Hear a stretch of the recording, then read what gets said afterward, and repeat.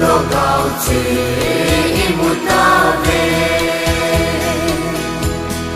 hiến tô đô hiến tô đô ngày dấu siêu hiến tô đô bác lại Giêsu và chạy con là tình Amen. Jerusalem pe ni lo pini ki papinta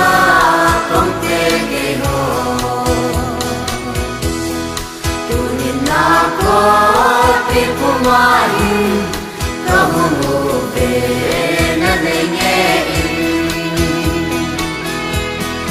in to do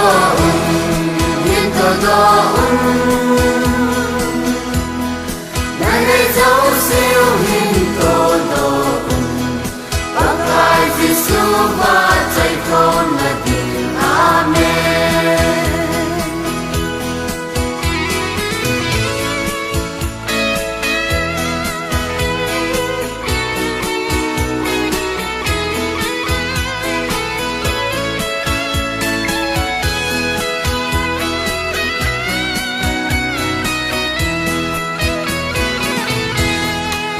Phải mi na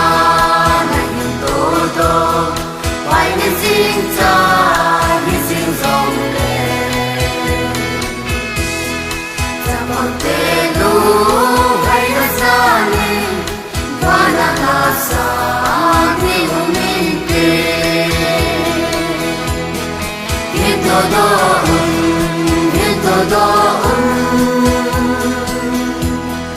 ngày dấu siêu hình tô đồ bác lại Giêsu và chạy con là tình Amen.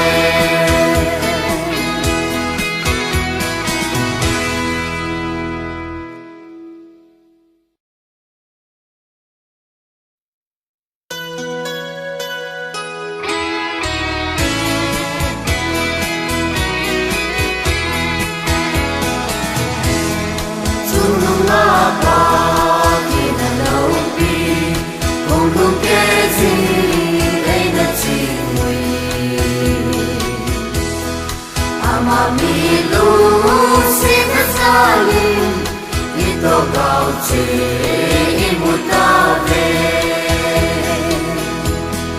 hiến tô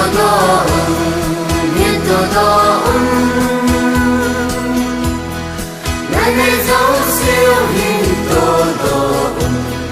bác lại Giêsu và chạy con là tình Amen.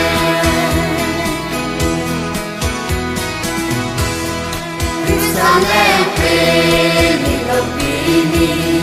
ki papinta con te ge ho tu ni na ko pi pumai ka hu ve na ne nge